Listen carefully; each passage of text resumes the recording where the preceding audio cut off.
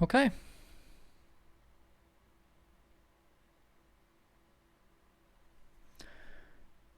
Hi, everybody. If you don't know me, my name is Justin. If you do know me, it's nice to see you here.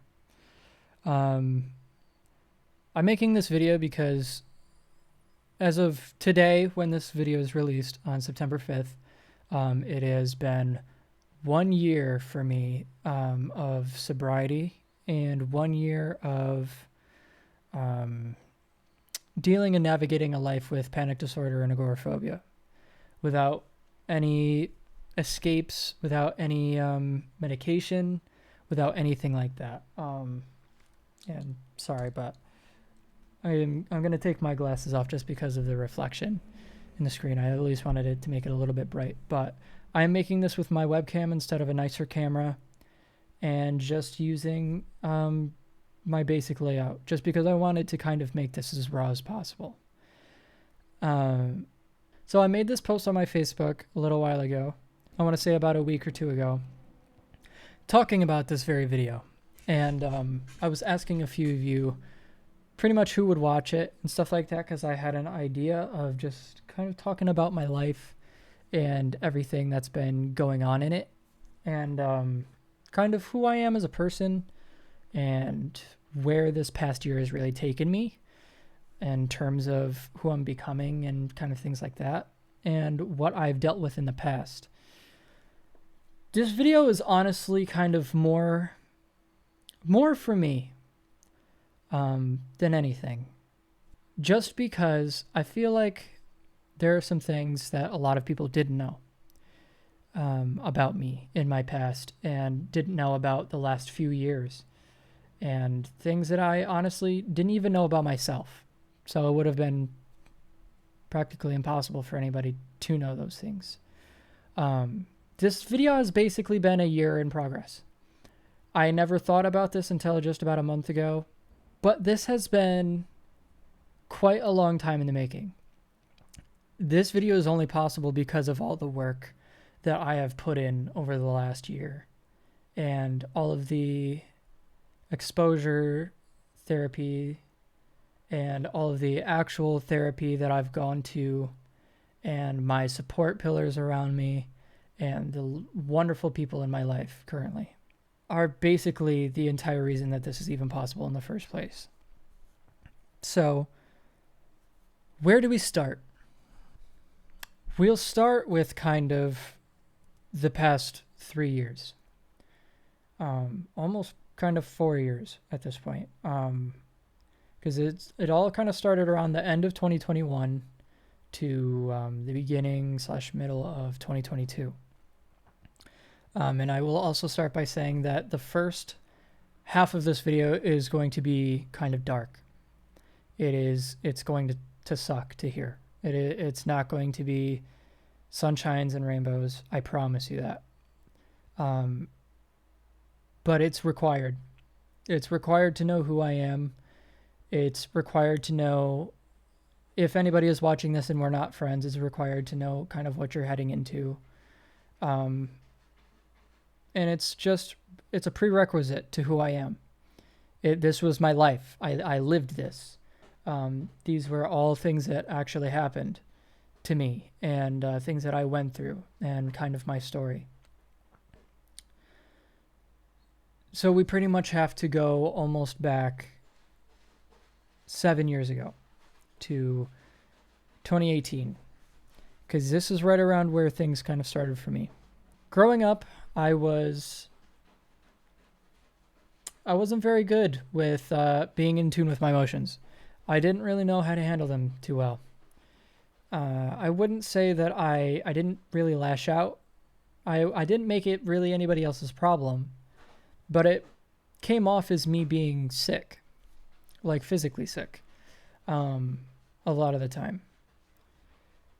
I didn't know this at the time. Obviously, I didn't even know this until about a year ago when I started diving into my past a bit more. But a lot of that was simply depression mixed with ADHD, autism, and anxiety, which are all things that I do have and have tested on. which I'm sure even just in that sentence, I'm sure a lot of things make sense to some of my friends that know me enough, you know. But growing up, I didn't know how to communicate that well. I didn't know what was going on. I just didn't know. I was ignorant to myself pretty much. So since I was around 6 or 7 years old, I was what's called passively suicidal, which grew into being genuinely suicidal later on. But I didn't know how to communicate any of these problems that I was having.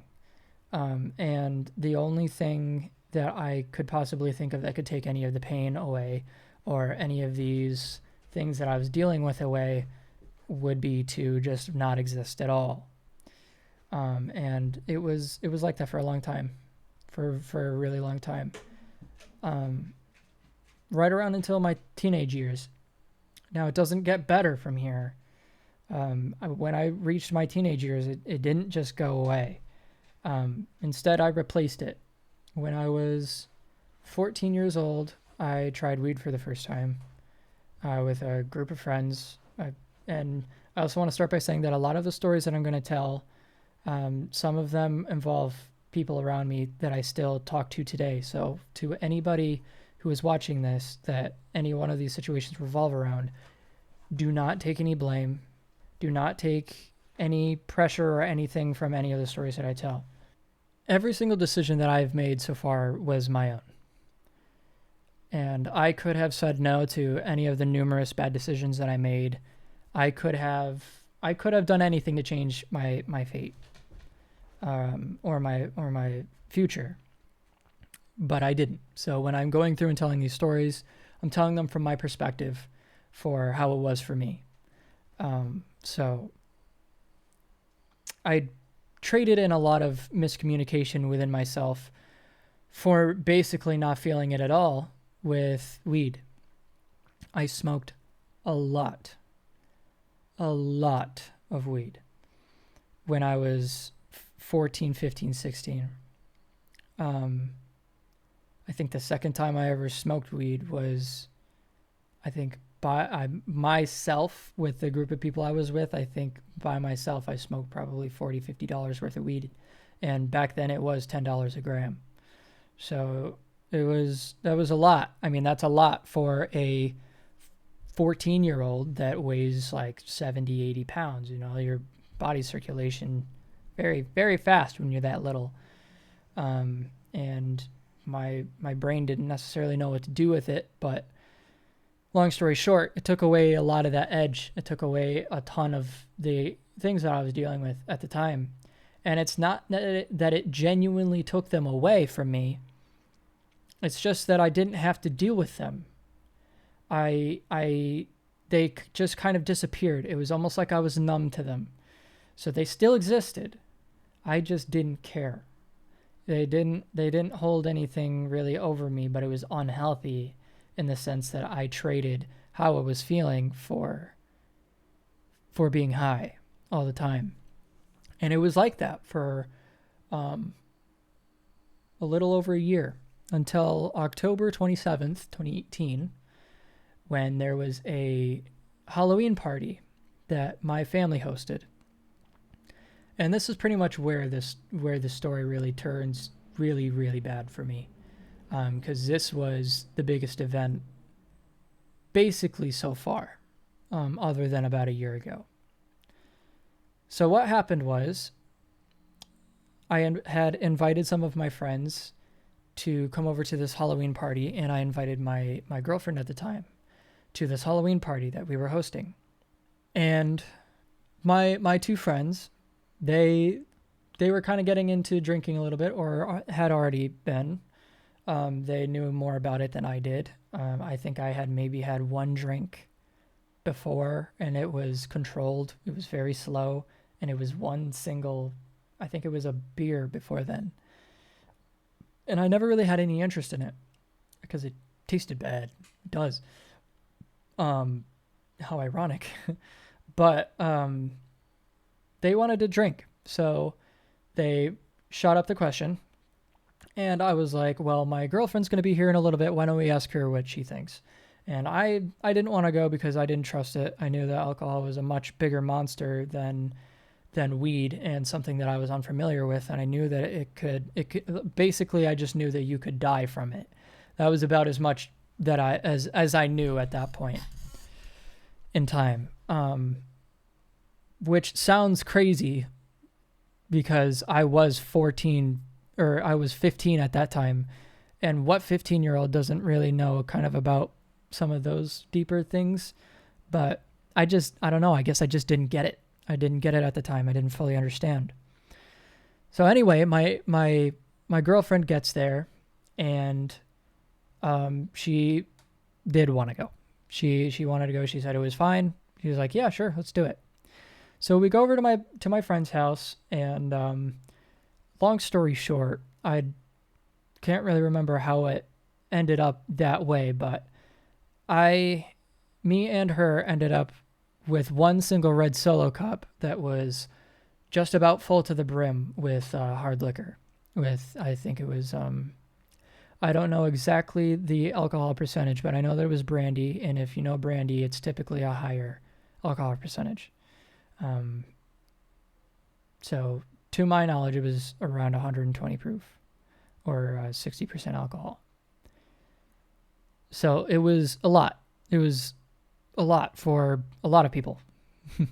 So, and there were a few others. I think there was little drops and like maybe half shots of some other stuff. And I think there was like maybe 2 or 3 just small amounts of beer in there. So it was a full cup of just straight liquor. And before I continue, just keep in mind that no one in my family knew where I was. No one in their family knew where we were. No one knew what we were doing. No one is at fault for having this happen, except for us kids. And that's what we were. We were kids. We made a mistake. And going forward, also, this is all in this time frame of 30 minutes. Everything that I'm telling you from the moment that we walked through the door to the moment that we left. So we started drinking. I think I drank about 75% of that cup, and my ex at the time had about the other 25%, or remaining amount, if I'm correct about the 75%. I want to say that I was, because I did drink the vast majority of the cup. And then we went into my friend's vehicle, and I'm not going to say which one because I know that you would be able to tell who it was in my personal life just based off of that description. So we went into their vehicle and we hotboxed it with a spliff, which, if you don't know, is a mixture of weed and tobacco in a blunt wrap or a cigar wrap.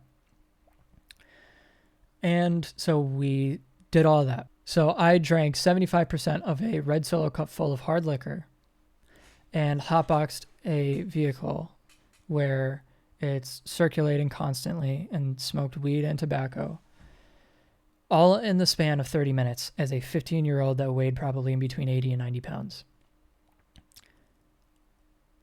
That doesn't translate well. So we headed back to the house, and at this point, I don't really remember walking anywhere. I just kind of, for the story for me, kind of, I'm just teleporting everywhere. I don't remember any of the in-betweens. I just kind of remember how I ended up places. So I ended up at the house, and just to kind of put it into perspective of how extremely fucked up I was I remember walking past this kid that was out by the garage. If you know the layout of my house, it was by the garage. And I remember looking at his face, and it just felt like it was zoomed in, extremely zoomed in. Like I couldn't see anything else but his face. And it felt like slow motion as I was walking past him. And then zip, and we're inside. I'm leaning up against the dinner table, and my girlfriend is leaning up against the wall across from the dinner table. And I have no idea where my friends are. I don't know where they went. In any sort of somewhat recollection, I think they went into the living room, but that doesn't really matter for this part of the story. And so I notice that my girlfriend's leg is twitching.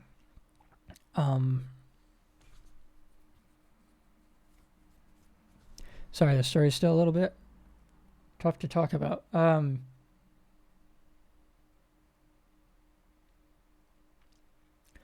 noticed that my girlfriend's leg was twitching. And I was a little confused at first. I thought maybe she was itching the side of her knee with her other leg or something like that. It's something that I do. So I didn't think much of it. And so I'm kind of looking at her, and then I look away for a second. They were playing something on the TV. I think they were watching a show or something on the TV. And then I hear this really loud bang, and the lights come on. And I was just dazed and confused. I'm extremely drunk, very high, and very buzzed from everything that I've done. So I'm trying to gather myself and to understand and grasp what just happened. And I look down, because basically at my feet is my mom, my sister, and my girlfriend. My girlfriend had completely gone unconscious, passed out, hit her head on a bookshelf, left with a minor concussion, by the way, from how hard she fell and hit her head. And my mom was holding her head in her hands, and my sister was right beside her with a bucket in case she needed to get sick or something like that, because she was kind of like coughing or gagging almost a little. And I still didn't really get it. I didn't really know what was going on. And so I remember somebody tried to pull me aside into the stairs from the kitchen that lead down to the basement or out to the garage. And I think I know who it was, but she pulled me aside and was trying to ask me where we went or what's going on, or if I knew what was going on or what she took or anything like that. And I remember very vividly just not being able to talk. I was trying, but it was incohesive. I was trying to tell her that I didn't know what was going on, but I could hardly even keep my eyes open. It felt like anyway, or it just kind of looked like I could barely see anything at all. And I just couldn't talk. So then it just feels like I teleported right back into the dining room. And I look down again, and her eyes are open. My girlfriend's eyes are open. And then suddenly everything hit. It's not like when I say that, I still didn't know what was going on, but something situational hit me hard. And I was just struck. Literally felt like I got hit. Like somebody just took both of their fists and just went like that right into my chest. And I fell back into a seat, one of the chairs at the dinner table. And this is where the story gets really hard for me. Is I started losing all of my senses. If you know 8-bit music, all of my hearing started to sound like it was 8-bit. Like it was just kind of being crushed and really, really quiet. And then eventually I couldn't hear anything. And if you ever have stood up too fast or have passed out or anything like that, low iron, you know that the stars, when you start feeling like you're losing your vision, or if you rub your eye, the stars that you see, started getting a lot of those. And then I couldn't see anything at all. My eyes were open, but I couldn't see anything. And then I stopped being able to feel anything externally or internally. And by that point, this all happened within a matter of a few seconds. All of my senses went. I couldn't feel my heartbeat. I couldn't feel myself breathe. I couldn't feel any single part of my body. I couldn't move. I couldn't see. I couldn't hear. I couldn't smell. And it was just complete darkness. Everything was black. And it was like that for about 15 to 20 minutes. And you would think that in a moment like that, I wouldn't be able to know that. But I was told from the outside, from one of my friends that was trying to basically wake me up. Because I was basically sitting like this, like just locked in the back of the chair with my eyes open, almost kind of staring at the ceiling. And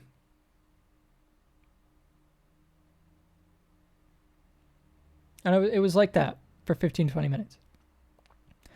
And all I could think about during that entire time was pretty much that I'm dead.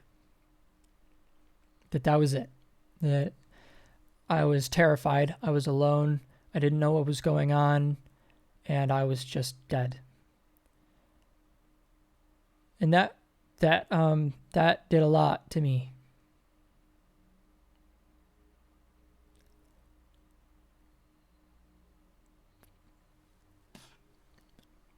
For a long time, that did a lot to me, and it still does, thinking about it. But eventually I did wake up from whatever that was. I woke up, and the rest of the night was not any easier. And so that was a really big turning point in my life. From then on, I couldn't smoke. I couldn't, and was completely terrified of drinking.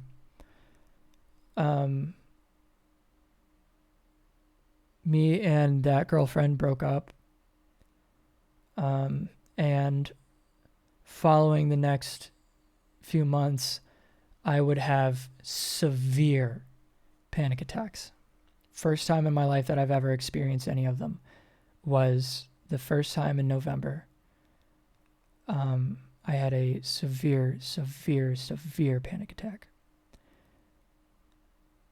in my sleep. And it woke me up. And it was a mixture of an extreme panic attack and a PTSD episode from that day. Because that was single-handedly the most terrifying thing that's ever happened to me in my entire life. And so it went on for a long time like that. I had these really extremely bad panic attacks. I was having trouble going to school. I was having trouble eating certain things because of the way that it made my body feel. I lost trust in a lot of people. I started thinking that people were poisoning me. Like, for example, one of the pizza shops that I went to, I would basically have to watch them pour the sauces that I would get with my slices, because I was scared that somebody would poison me or did poison me. And it was like that for about a year, for almost a year and a half, 2 years. Until 2020, I started lightly smoking and trying to not be so afraid of it, because I didn't want to live in fear of weed and alcohol for the rest of my life, because those are two very, very normal things, especially nowadays, since around whenever they legalized weed here in New York. And so I got back into it a little bit, and yes, I definitely still had panic attacks whenever I overdid it. But then I graduated, and then it was the summer of 2020, and it was time to move out. And so I did. I moved out of my parents' house. I got a job out here in Auburn, where I currently live. And it got bad again. I was smoking, and I was away from everybody. And I had this new group of friends that was around me all the time that moved in with me. And all of these things were all different. And I had gone through some really bad exes and stuff like that. So I started having extreme panic attacks again. Extreme panic attacks where I was like hyperventilating. I needed to be home no matter where I was or what I was doing. Needed to go home. Needed to soothe. Needed to do whatever I needed to do to get away from it. Because it just genuinely felt like I was dying. Like I was dying again. A lot of the things that manifest in my physical and my panic attacks physically are funny enough. A lot of the things that I felt during that night in October, that Halloween party. And so it would constantly bring that back, and it would scare the living shit out of me for a long time until it was getting so bad that I basically stopped going to work or was calling in a lot. And then I got medicated. I had to have my mom come with me to the doctor's office, and I got prescribed escitalopram. And I was on escitalopram for 3 years. And it was okay for about a year. I was taking it relatively regularly, and things were fine. And I was able to get back to work. I was able to live a relatively normal life. I was able to kind of go places. But 2021 is the last time that I ever traveled anywhere more than an hour away from my house, excluding Watkins Glen, because there's something very specific that me and my dad do just about every single year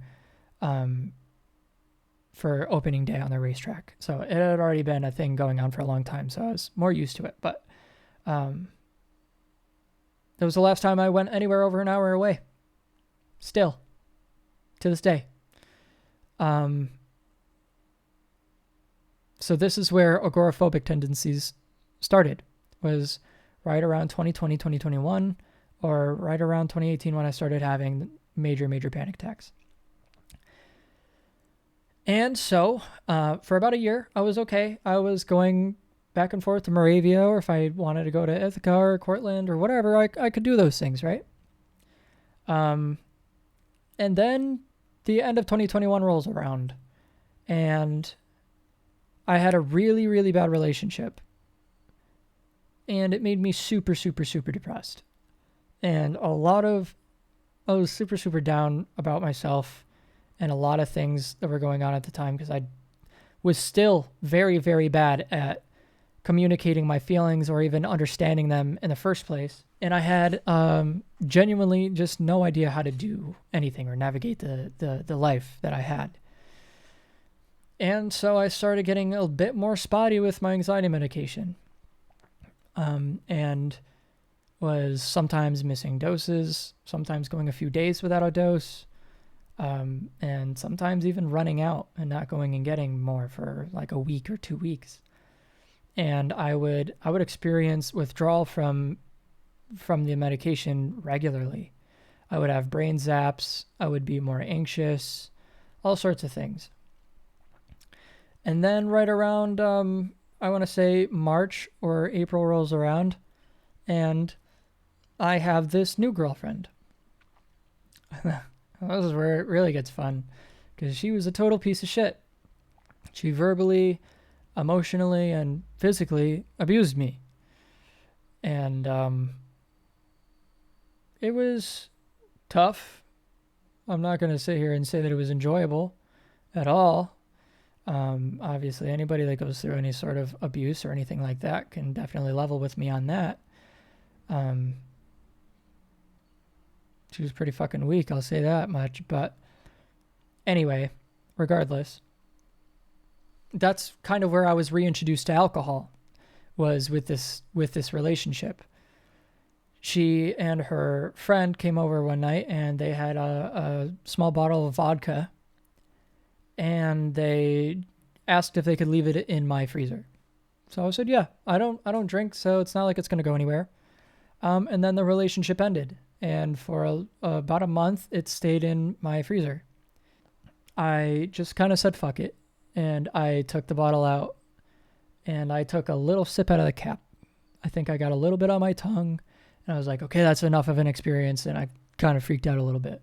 But it was an incredibly shitty point in time in my life, because even though I kind of played it down from what it was, or for what it feels like now, I was very in the deep end from that relationship. It was a very, very, very low period of time for me. I was self-harming, or cutting myself in several places, not just normal places like on the arm or anything. I say normal places. I should probably say more recognized places like the arms, wrists, stuff like that. I'm not going to go into detail about where, but if you know, you know. And so I was self-harming for a few months, and then I started drinking during that period of time. And then the drinking just started picking up. It continued to pick up and pick up and pick up. I eventually started taking shots before bed because it helped me get to sleep.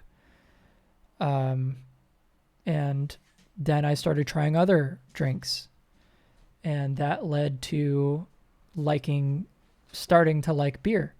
It was nice and light. It wasn't as bad tasting as hard liquor or anything like that. And it was relatively cheap for the stuff that I liked to have, and I could enjoy it normally with some of the people in my life, like my dad. He was a beer drinker.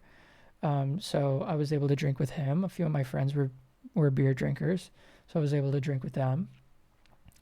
And it was basically this new fun thing that I was doing in my life. And little did I know that was slowly replacing my anxiety medication. Because at the beginning of, I think it was 2023 or 2024, late 2023 to the beginning of 2024, I stopped taking my anxiety medication. Stopped completely. And I was already heavily drinking by, I want to say, the beginning to middle of 2023. The ending of 2022 to beginning of 2023. I was drinking all the time. And I want to say the summer of 2023 was right around some of the worst, because I was drinking. There was one week I think I drank in between 60, or I'm sorry, not a week, matter of 4 days. I think I drank somewhere in between 60 or 70 Coors Lights in a matter of 3 or 4 days. I had some long weekend type of thing, and from morning until night, or whenever the fuck it was that I woke up after I passed out every single time, I just drank. Just drank. And it wasn't like that. It wasn't to that caliber all the time, but it was easily 5 to 6 drinks a day for 2.5 to 3 years straight. Whenever I could get my hands on it, it was mine. Whenever I was out places or at events and it was there, I was drinking. And I'm going to out myself, and I'm sure there are going to be people that really fucking hate me for the things I'm about to say, but I went to work drunk. I drove drunk. I was at some very important moments of other people's lives drunk. I went to every single event drunk. I ended up on the floors of many different people's houses because I was so drunk. At any party, whether if it was 4th of July, if it was Christmas, if it was New Year's, if it was just some sort of event, family gathering, I was drunk. Extremely drunk. And that was like that for 2.5 to 3 years. Straight. Until the end of 2024. So this is where we start coming into the present day. So I'm no longer taking my medication. I did pick up smoking a little bit, not smoking cigarettes, smoking weed again, just a tiny bit. It wasn't anything like I used to. And it was more of just kind of like, it relaxed my body a bit. And that's just kind of what I liked, because I was very, very tense, and felt like shit all the time, obviously, because I was drunk every single night of my life. And I was working at Subway for the last months of my drinking. And every single day that I had any sort of tips, I would take as much money as I could from my tips, and I would even it out with any money from my bank account. And I would go to the gas station right behind the store that I was at, and I would buy as much cheap beer as I could, drink it all that night, and then wake up and do it all over again. Sometimes I would leave a beer or two for the morning time.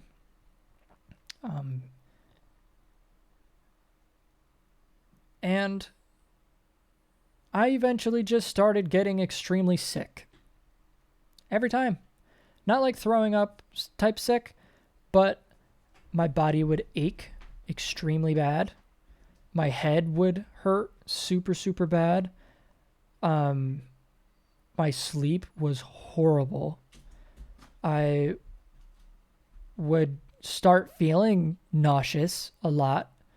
And I just kind of started dwindling down drinking because of that. Not because I wanted to, but because every single time I did, I felt horrible. And then one day, I broke. One day, I broke. I shattered. I was already not feeling that great, and me and my two friends went to Mesa Grande, and we got some lunch, and they wanted to go to Moravia to do some fishing. So we did, and I was feeling already really, really panicky and like really anxious kind of that day, which is foreshadowing to say the least. And I was kind of okay where we were at and doing what we were doing. I was definitely anxious and I was holding back a lot. But then they wanted to go to Cortland. And on our way there, I had a series of probably 2 to 3 panic attacks that were extremely bad. Like right around 2018 period bad, possibly even worse. And if you're catching on to what's going on, this was the start of alcohol withdrawal. The start of my alcohol withdrawal. Because in my panic attack, when we finally got to his house, was so bad that I had curled up on the sidewalk and was trying to contain myself and was trying to soothe myself in any way that I knew how. And so we went inside and I tried laying down, and I eventually just had to call my mom. I called my mom on my friend's phone because mine was dead. I was waiting for it to charge so that the moment it was charged, I could put on my maps and I could immediately leave. And eventually I did calm down, and I did have a relatively nice night out there, I will say. It was fun. It was funny. It was a good night after all of that happened, but that was extreme foreshadowing. I had also recently just broken up with my girlfriend of right around, I think at that point it was a year and 8 months. So about, a year and 8 months long, following something else that if you follow me on Facebook, you would have seen. And so I was going to meet this person in Syracuse. I figured that whatever was going on yesterday was like, or the whatever, whenever I decided to go to Syracuse was however many days from that situation. It was very recent. It was a day or two, one or the other. And so I was talking to this person, and I wanted to go and meet up with them and see them. And this is really where shit starts to hit the fan. I was anxious all day leading up to it.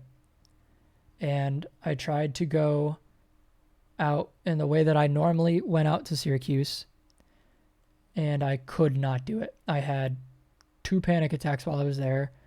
I was on my way home, and it was extremely bad on the way home too. But then I was like, I don't want my own fears and stuff like that to be the reason that I don't go and have this experience. Who knows, because they lived like 2 hours away or something like that, I think it was. So I was like, okay, I'm just going to toughen up. I'm just going to go and do it anyway. So I took a back road all the way to Syracuse and was panicking the entire time. The entire car ride was about 30 minutes of just straight losing my shit. And I get there, and I step out of the car, and I get a fresh breath of air, and I literally had to walk over, bend down, and touch grass to make myself feel more real and in my body. And then I called her, was panicking my fucking ass off, was going inside the hotel, and it was a horrible experience. Horrible experience. Panicked the entire time. I didn't get a moment of solitude on my way home either. And that was the night that I shattered. That I broke. It broke me. I got home and it just kept ramping up. My panic attacks just kept getting worse than the other night. And all of my feelings just kept getting worse.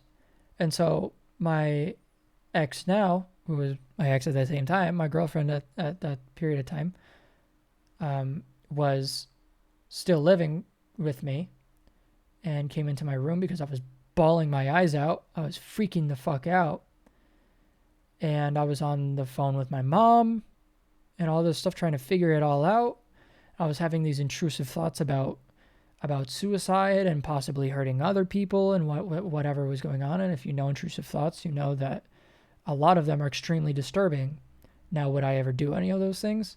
No. But that's what they're called, intrusive thoughts. If you've done any research into OCD, you have heard about intrusive thoughts and the reality behind intrusive thoughts. But I was having basically a psychotic break. I was not inside my own body. None of the thoughts that I was having were my own.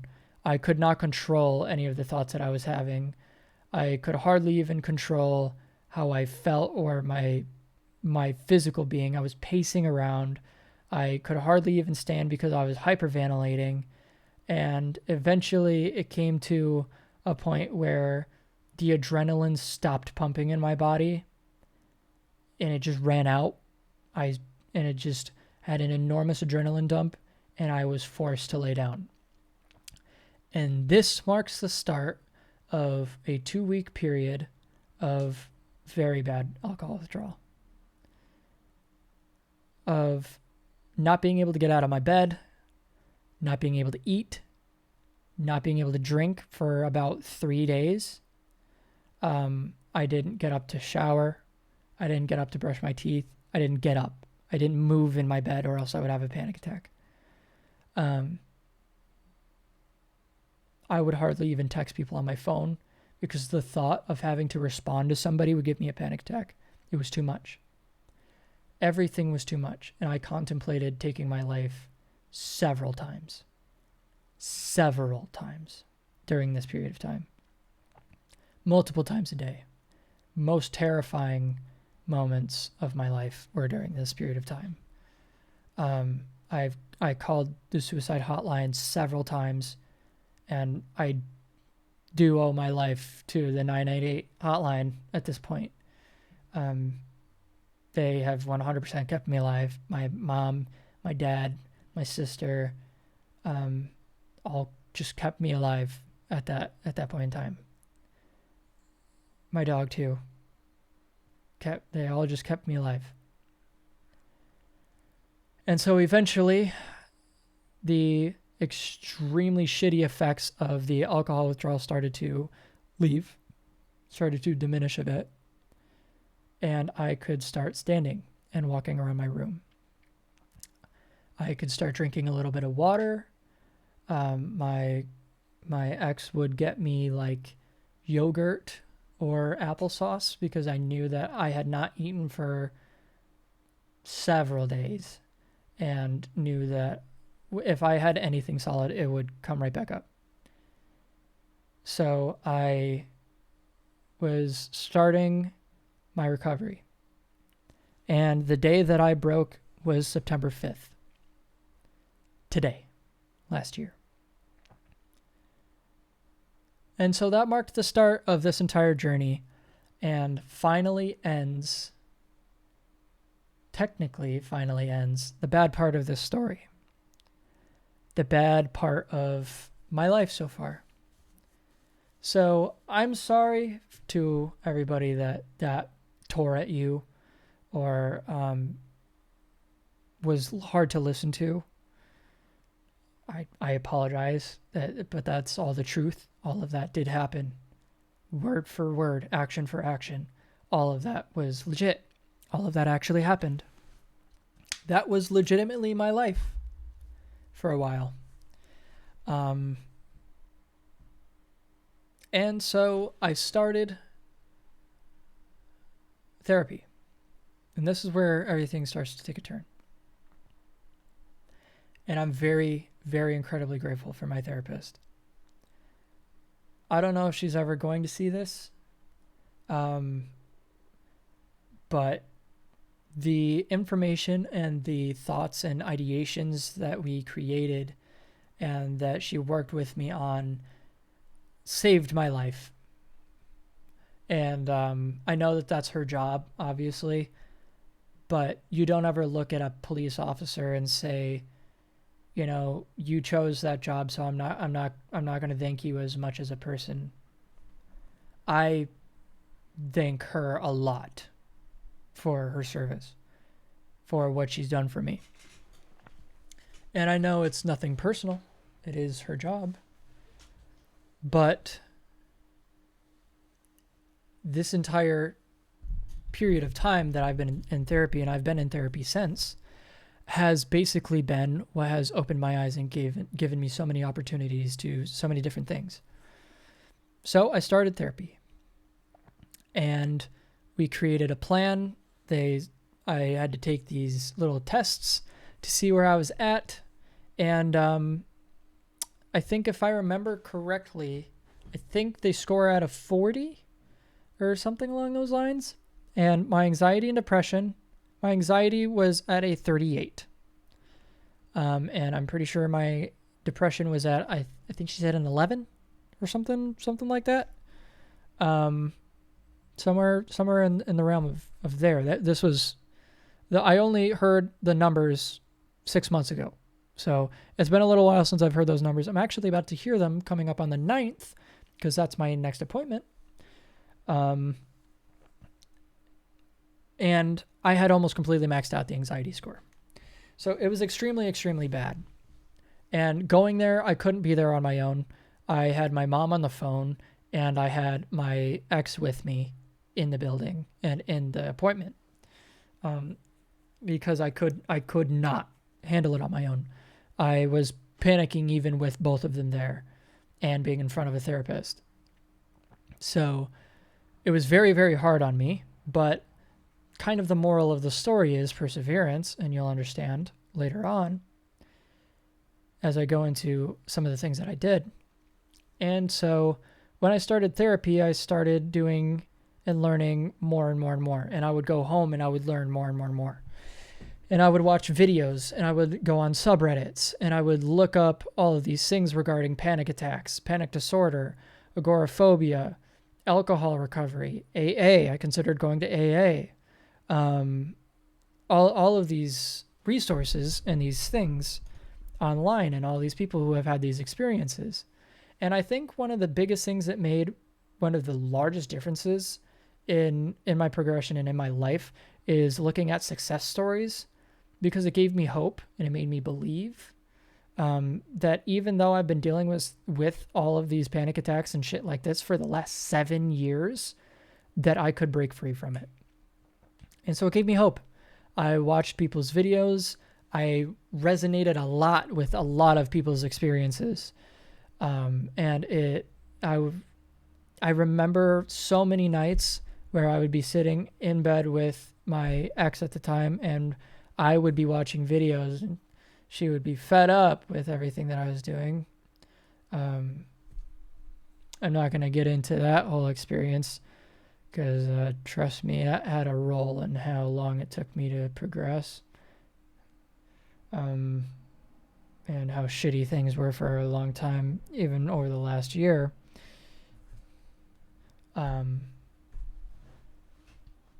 But just, I remember all of the times that I would be up late nights doing research, journaling, watching videos, asking questions, and all of these sort of things. Constantly. All the time. And so one of the things that I wanted to get done around October, so we're going about a month forward, was I wanted to go to my aunt's wedding. And spoiler alert, I did. And it was very, very difficult. I had several panic attacks during that experience. But I was taking my first steps into what's called exposure therapy, which, if you don't know, is basically if you have this phobia or this thing that you have, you know, if it's say claustrophobia, for example, exposure therapy for you would be slowly but surely shrinking the size of your environment. So say you have really bad claustrophobia, and even a room like mine would make you start to hyperventilate or something like that. Exposure therapy in two different ways, visual and physical exposure therapy. You would kind of first start by thinking about it. You would think of the idea, you would think of how it would make you feel, and then you would do that a few times until it starts to get a little bit more manageable, even just a little bit more manageable. And then once you're ready, and you're not always ready, you never really know, but you kind of get an idea on when you should really be taking this next step. You go and you see it. You see the room. You just take a look. You just look at it. You imagine, while you're there physically looking at it, you imagine what it would be like to walk in the room. And then you would eventually take your first steps in. And you would go into the room. And you would be in that room. And that would kind of be your base. Because you need kind of a base to work with. So in exposure therapy, you would start with a room like this.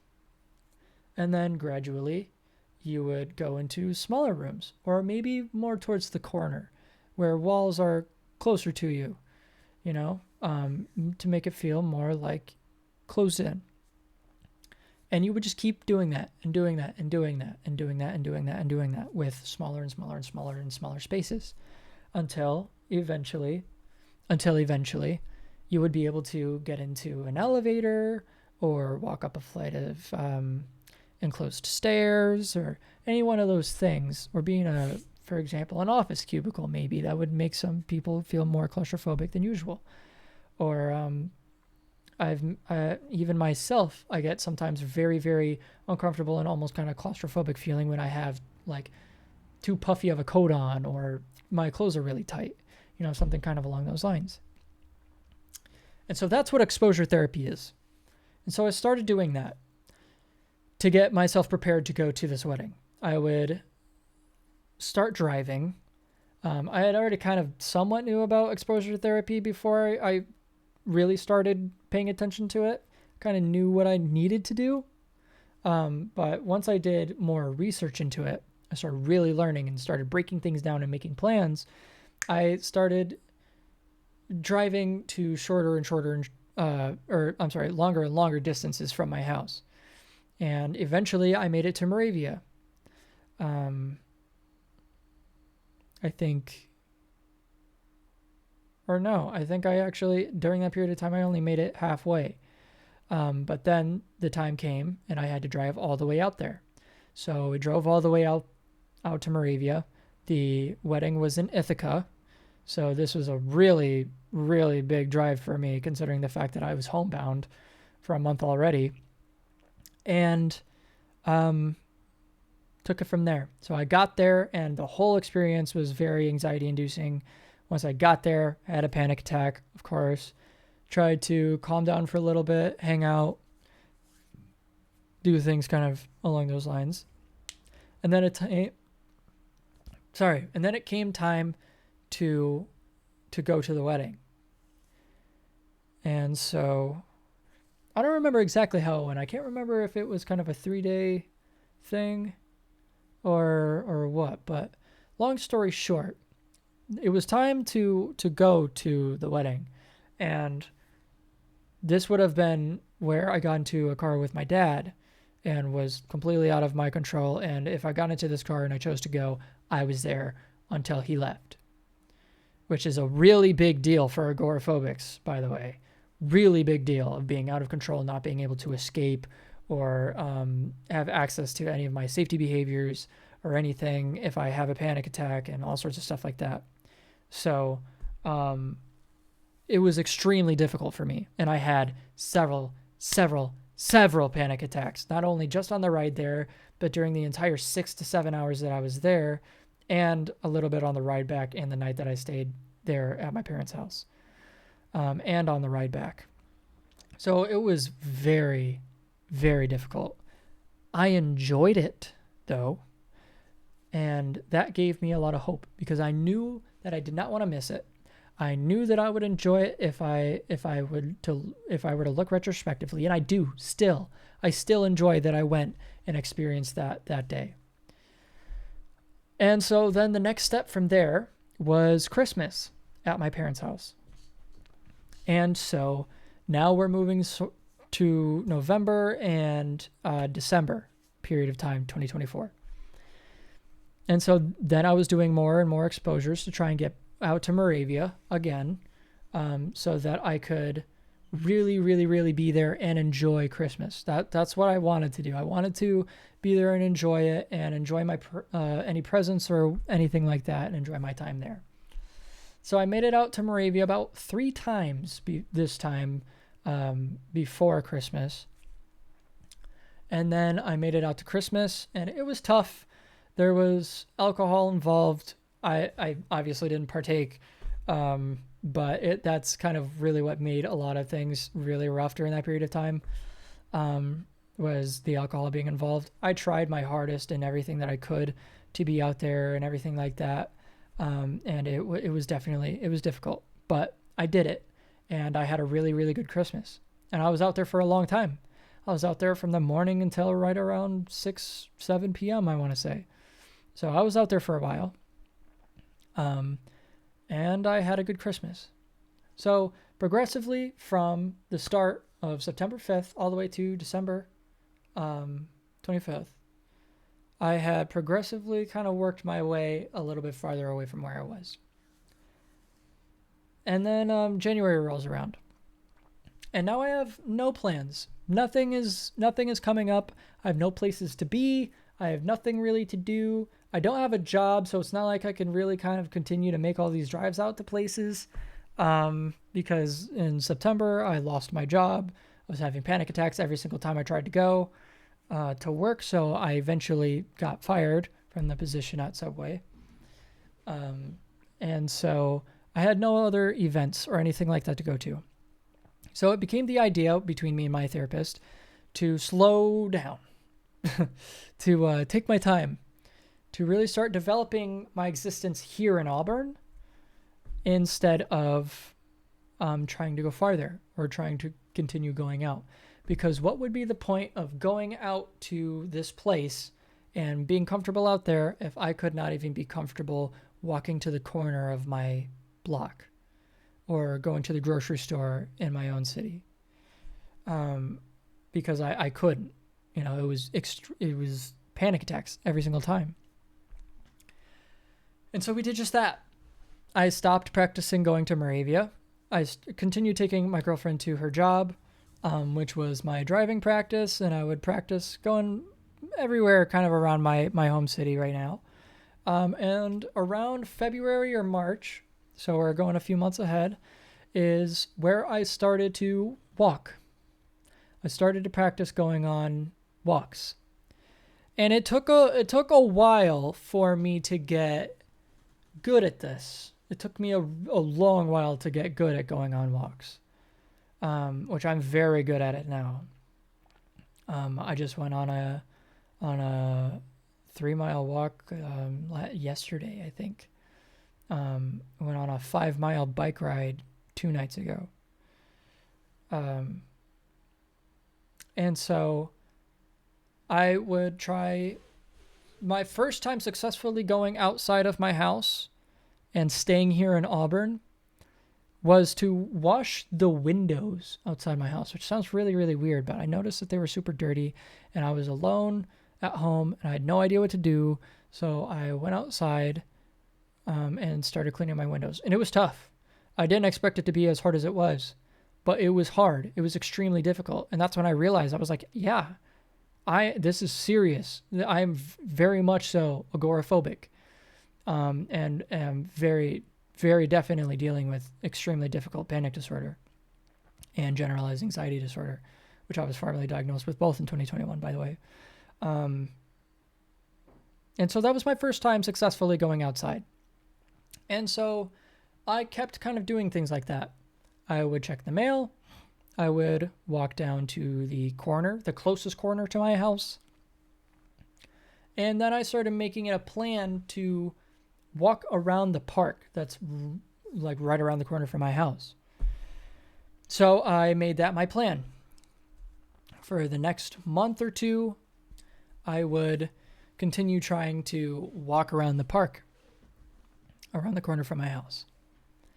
Like very, very close. I could walk there in 30 seconds type shit. That's how close it is. Which, for a lot of people that really don't understand what agoraphobia is, that's how big of a deal it really is. My body would go into fight or flight mode. The same mode that your body and mind go into if you get into an accident or you're in a life or death situation, from walking outside of my house for less than 30 seconds. That's the severity of what I've gone through over the last year, and the severity of agoraphobia and panic disorder. And so I kept doing it. I persevered. I just kept going. I didn't stop. And eventually I was able to make it to the corner, the farthest corner, well, technically the closest corner, but the corner of that park block. I was able to make it there, and I considered that a really good win for a while. And so then I started to walk a bit farther, and I took a different direction, because there's a sidewalk on this park once you reach this kind of like batting cage kind of thing, where you take a right and it goes up this long fence area. So I'd start walking up that fence area, and I would go as far as I could. And if I started to get super, super panicky, I would turn around and I would go back home. I would not turn away from anxiety and heavy anxiety, but if I started to panic, I would turn around and I would go home. And so I kept doing that and doing that and doing that and doing that. And I kid you not, it took me until, I want to say probably April or May, to walk the entire block on its own. So it took me right around 3 months to walk an entire block. And I would keep doing that. I would keep doing it and keep doing it and keep doing it and keep doing it and keep doing it every single day. And that started my entire walking journey, big time. So then one day I was like, I had this realization that running away from the panic attacks was kind of the problem.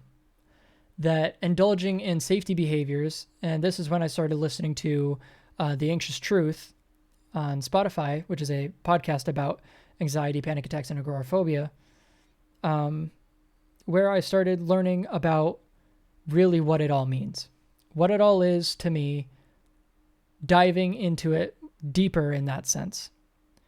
And one day I decided I needed to push harder.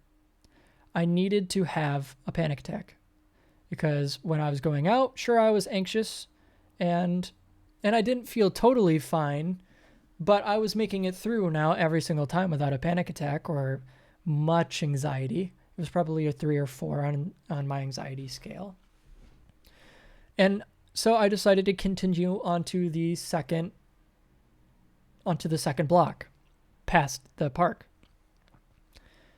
And this is really where everything starts to make a turn, where my journey, where my progress, where my mindset, where my perspectives, everything starts to change here. So I walk up to the far corner of the second block and I'm losing it. I'm having a panic attack. And so I started walking back a little bit. And I walked about halfway back that way. And I was like, it suddenly felt wrong. It felt wrong to turn around. Knowing what I knew and the way that I wanted to attack it and the way that I wanted to go on that walk, it felt wrong. So I turned around again because walking back made me feel a little bit more comfortable. I turned around and I made it a little bit farther than I did when I turned around before. I was still panicking, but I made it farther. And then I decided, because I took a second and I was like, I was trying to gather myself and trying to be human. And I was like, I'm just going to run. I'm going to do this walk, but I'm going to run this part. And so I did. I looked weird as hell doing it, but I ran up that farther edge of that block, and I reached a road where I could go back in and meet the park again. It was about halfway through the second block, but I reached it. And that's where I got to talk with this really nice old lady who was out shoveling some ice or something like that. Because this was probably around March, April, not April, May, but March, April. So it was still snowing out and everything like that. And I was just like, is it okay if I talk to you for a second? I'm trying to like calm down. I have an anxiety disorder. I'm sorry if this is weird, but would you just be able to talk with me for a minute or two? And she was like, yeah. What's up? Are you liking the weather recently? All this stuff. It was just a really nice conversation to have. And I walked away from that conversation, had pushed myself, and then was social. And I enjoyed both. It was very turning. It was very odd for me to really start feeling the joy of normal, different little parts of life. And really started being grateful for them. And on that walk back to my house, I was looking at the trees, and I was looking at the sky, and I was looking at everything around me, and I was just happier. I was just much happier. I was glad to be out. I was glad to be able to do what I did and to take control of it. And so I kept trying to do that. I kept on trying to go on those walks instead and to push myself more and more and more. And I did. And eventually, I think it was right around the next day, I'm pretty sure it was, I went out and I did the same thing, except I went all the way to the other corner, the final corner of the block, and actually decided to cross the road and go down another road because I was feeling really good. I was feeling super powerful that day. And I called my mom, and I sat outside, out on that far corner, because I came right back up that road, if this makes sense, and sat on that farthest corner of the block, and I talked with my mom for probably 15, 20 minutes while I was sitting out there, just existing. And I was looking around me, and I was looking at the grass. I was feeling everything around me. was feeling the air on my skin, feeling myself breathe, feeling the excitement and the happiness that I was getting from being able to be out and doing something like that. And so I continued doing that walk. That became my new walk. And it was hard several times. There were times after that when it was difficult, more difficult than that day. But I just kept doing them. I did them whether if I had a panic attack or not. And that became my new normal. And then I started going further. I went, instead of taking the left at the furthest corner of the second block to go back down and meet my road again, I kept straight. And I went down another road and then turned left and, went back down to my road. And then I kept going and kept going and kept going and just kept trying and kept going further and further and further. And I may not have completed the full block just yet, but I had gone farther slowly and slowly and slowly and slowly and slowly, and didn't realize what I was doing wrong, but I was having exposure to panic a lot more often.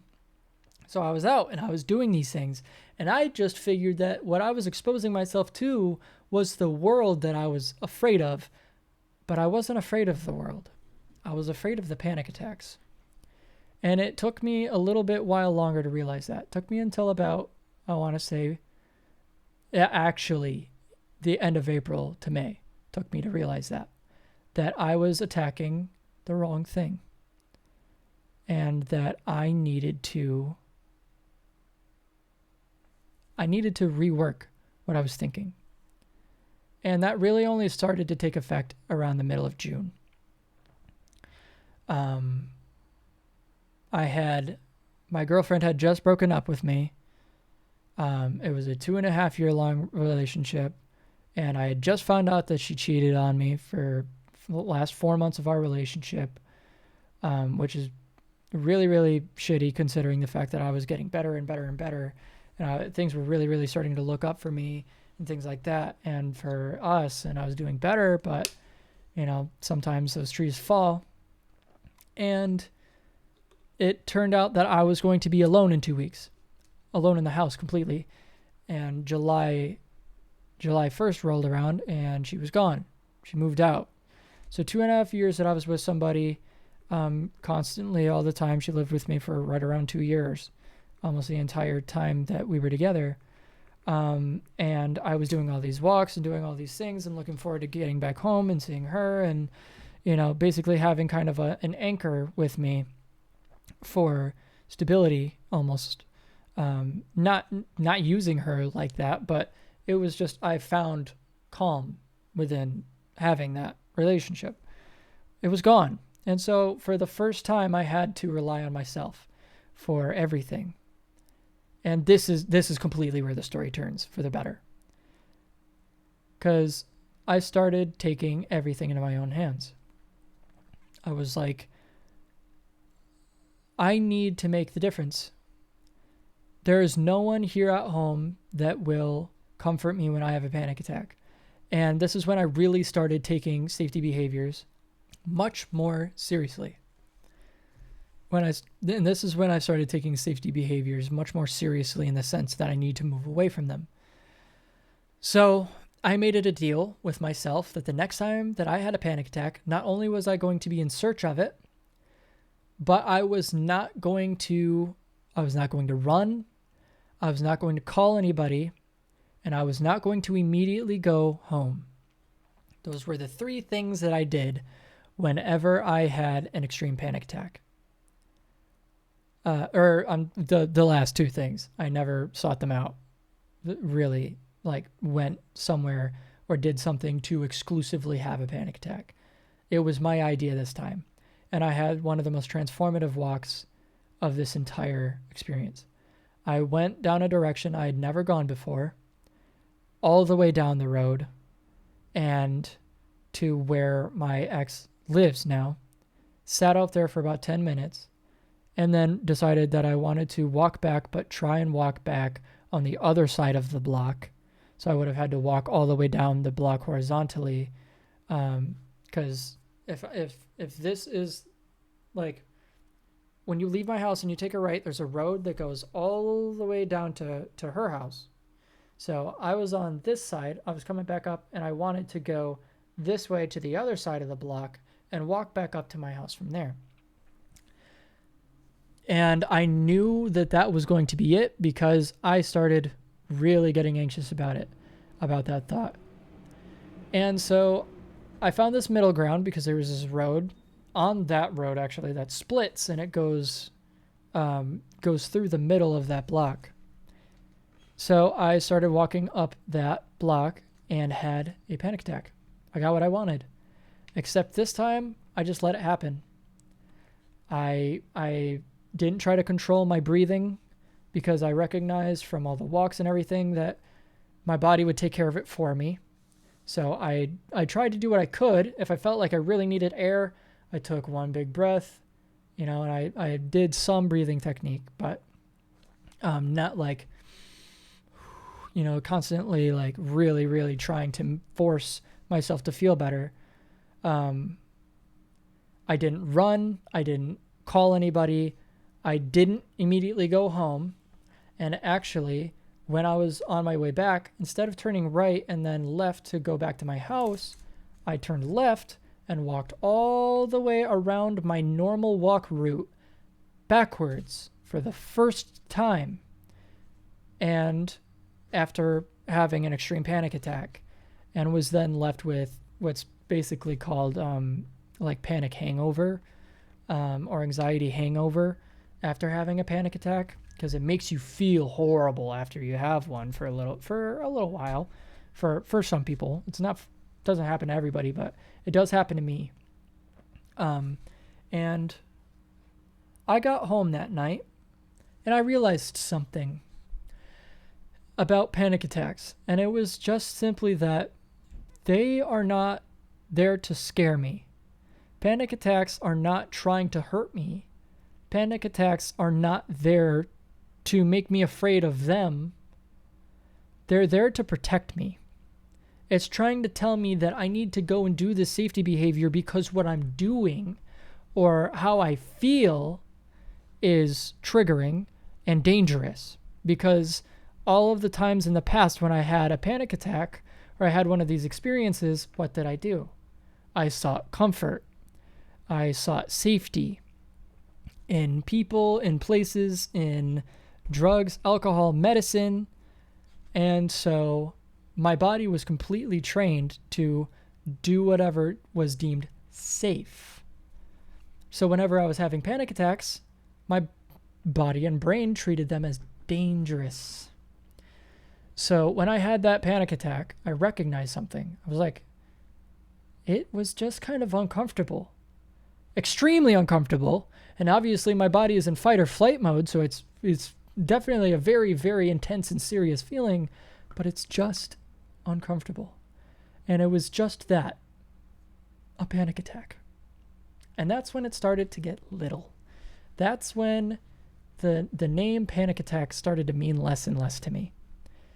When going out and having them became more of just kind of a severe anxiety type of thing, rather than actually freaking out and having these huge, huge reactions.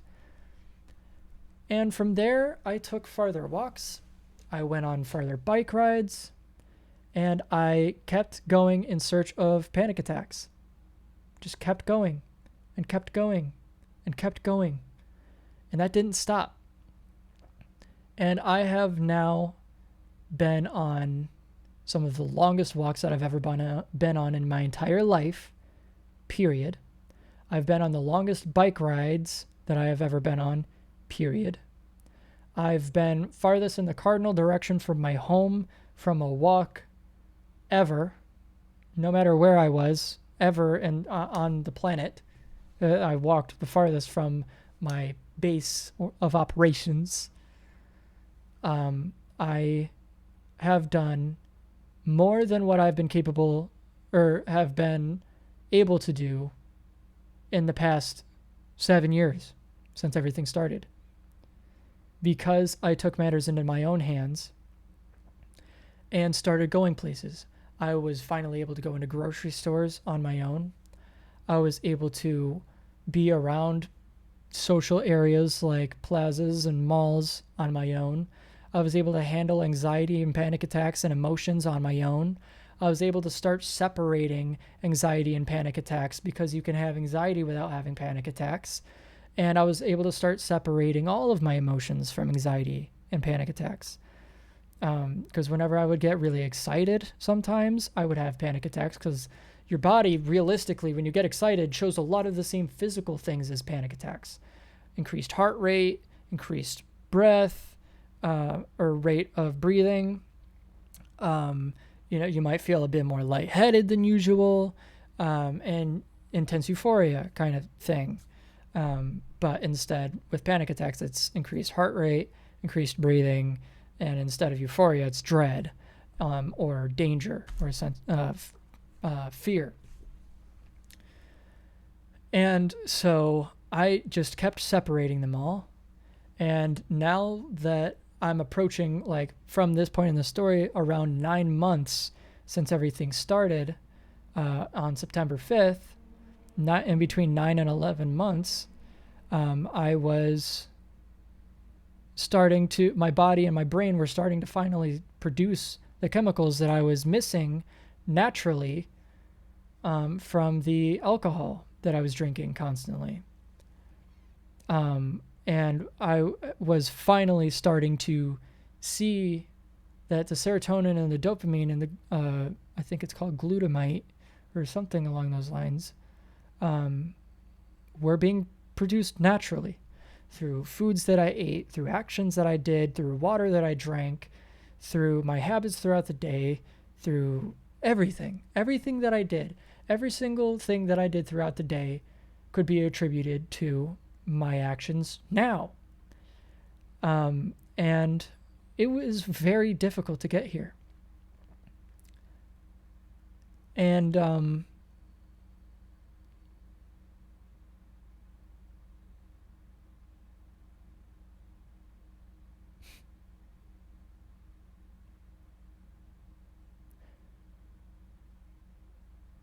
it's really weird to say that I'm a year into this, that I'm a year sober from everything that I've taken. I'm a year into panic attack and agoraphobia recovery. I'm a year into therapy. I hated therapy. All of it. And when I started therapy, I had two things that I wanted to do. I wanted to be able to go back to Moravia, to my parents' house, regularly, kind of whenever I wanted to, and I wanted to be able to be there without any panic attacks or anxiety, and be able to make those drives or those rides, whether if I was driving or riding with somebody else. And I wanted to have a job. Well, about a week and a half or so ago, I went to Moravia. And I was there for 7 hours. And I had the best day of my life so far. I got to spend it with my family, even some extended family. I had a friend there with me. And I was back home. I got to adventure the entire town. I got to see places that I used to hang out in as a kid. I got to relive a ton of memories. I got to see a bunch of things. And I got to be me again. I have been missing from my own life for the last 7 years, and I got to feel me again. I get to now be me again. I am now into a completely different version and a completely different person entirely than who I used to be, even somewhat. I'm completely different in just about every aspect of the matter. And today, as I'm recording this video, September 2nd, I completed my mission. I got a job. So from everything that I said in the first half of this story, of how bad it was for me from 6 years old, of how bad it was for me at 6 years old, growing up with anxiety and emotions I didn't know how to handle, constantly trying to leave school and getting away from everybody and everything, just smoking my emotions away, and then eventually almost dying from a stupid, childish mistake, to then being put on medication at a young age, trying to fix and basically dodge the problem still, to then replacing the medication with another very bad problem that also almost killed me and hurt me very, very badly internally in a lot of different ways and mentally, to now, to not hide from anything, to not run away from any one of my emotions, to now know how to properly convey every single one of my emotions and how to communicate and how to talk with people about myself and about them and be there for people and to be human and to be nice and forgiving and to be apologetic to people that I have wronged in the past, and to finally have a fucking answer for all of the things that have made me who I was over the last 7 years of my life, and the ways that a lot of those ways have impacted other people, and to finally be able to tell people face to face and mean it when I say that I'm sorry for certain things that I've done in my past that may have affected you in some sort of way. I apologize, is nothing short of the best feeling in the world. I worked so hard to get to this point. So hard to get to this point. There has not been a single easy moment throughout the last year. Not one has been easy or was given to me or has come to me in any which way. Not one part of this story was easy to live through or even to tell today. But as of today, I have officially completed the first stage and closed the first door of my journey into this new life of mine, into becoming the new version of Justin Garrow. Which sounds very cliche and very odd and very weird, and I definitely get it. It probably sounds a little cringy to a few of you, but I'm being dead serious. I'm not who I was before. He's dead. That old guy, he's dead. He's gone. I'm not that guy anymore. And not even remotely close either. I carry myself different. I live every single day differently. I'm so much more grateful for everything that I have in my life. If it's friends or opportunities or my animals or my lovely computer setup and my belongings, my relationships with people, my communication, my peace that I hold within me that I don't let people break.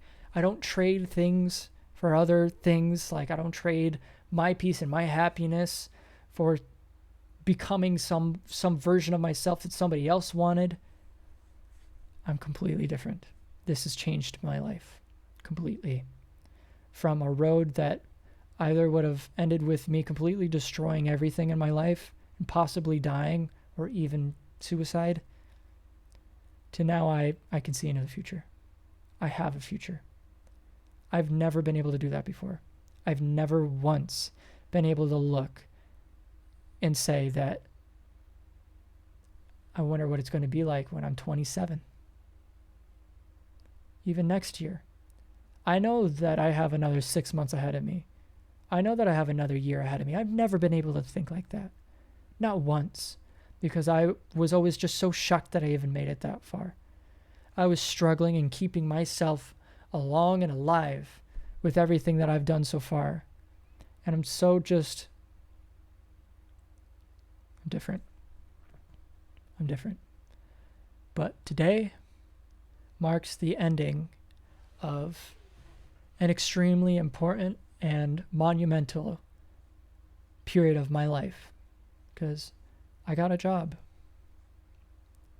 And now the only thing that I have to work on and keep doing is be good at my job, be good at being there, continue my practice at being away from home, which that will do, be more social, which that will do, continue going to Moravia, which that will allow me to do, continue gaining my independence, feeding my peace, being grateful, and continue leading a healthy and loving life moving forward. That is my only job. And to continue fighting back against my panic disorder, my agoraphobia, because I'm not completely remiss of those things. I wouldn't say kind of almost even a little bit. I've definitely done a lot of work, and I have come incredibly, incredibly far in the amount of time that I've been given to do all of this, which is almost 1 year to the dot, right? So that's who I am. You all have now met me. You've met the last 16 years of my life, the struggles that I dealt with for the last 7 to 8 of them, especially the last 3. And you've seen me grow from who I was before, destroying relationships and destroying people and situations and everything for alcohol or for money or any one of those things, with family members, friendships, relationships, to now continuously just leading a life that I know that I'll be proud of and that other people will be proud of. And I knew it was always weird to hear people tell me that they're proud of me and just not believe it. But now I believe I'm making steps towards being able to believe that people can genuinely be proud of me, and that I can be proud of myself, because I have worked myself to death to get to this point. And in that, I want to thank everybody for watching. I still have some more to say, so don't leave yet, but I do want to thank everybody for showing up here. I don't know how many people are going to watch this, because this is a very long video. I don't know how many of you are close to me. I don't know how many of you want to be close to me after seeing this. I don't know how many of you even want to separate from being in my life after this. Some of you might, especially after hearing about the things that I did when I was drunk or when I was drinking. I wouldn't hold that above you. I wouldn't hold that over you, ever. But I do want to thank everybody for being here. Because chances are that if you are here, you're in my life, and you made a difference throughout this entire period of time for me. And you had an impact of some sort. And you got to watch me grow into this new version of myself. And a lot of people say that they will do something, and they don't. I was one of them for a very long time. And for the first time in my life, I said that I was going to be better. I said that I was going to fix these problems. I said that I was going to become a better person, a better man, a better friend, a better brother, a better son, a better boyfriend, or even husband in the future. And to be the best possible father that I can be whenever that time comes around. And I will be damned if I don't do that. So I just wanted to thank everybody for being around me and seeing me turn into this new person. And for watching and encouraging and being there through all of the posts that I've made over the last year. I have a few people specifically that I very much so want to thank. I want to thank, I'm not going to list last names, but they'll know who they are. I want to thank Stacy. I would like to thank my mom, my dad, my sister.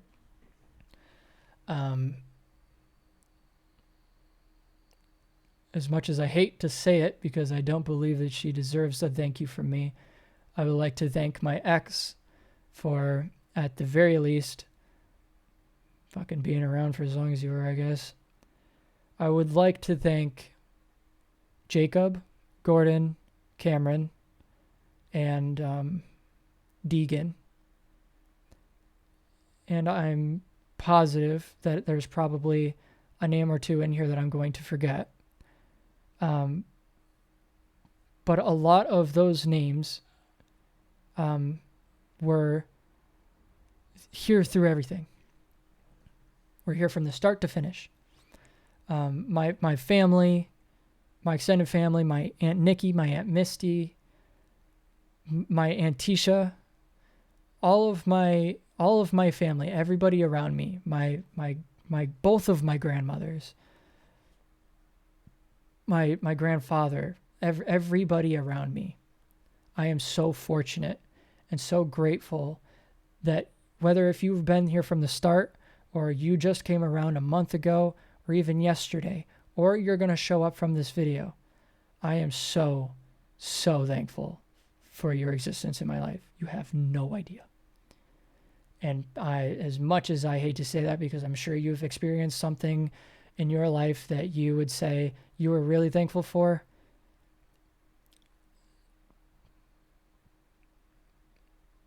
thank you. You changed my life. So, moving forward, I'm going to continue making Facebook posts. I'm going to continue reaching out to everybody and to continue becoming a better person and to keep being a better man. Because that's what I want. That's what I want, and I think everybody wants that for me too. So, closing out, thank you everybody for watching. Thank you everybody for showing up. Thank you for those who said that they would watch this.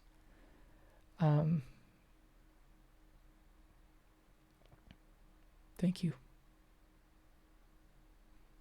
Here's to the future. And because I don't cheer with anything else anymore, here's a nice healthy water to cheer to. 1 year for me.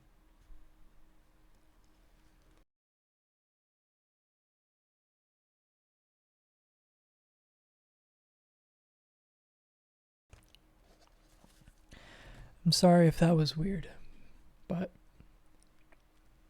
it means a little bit something different for me. So thank you everybody for everything. I'll see you guys later. Have a great rest of your day.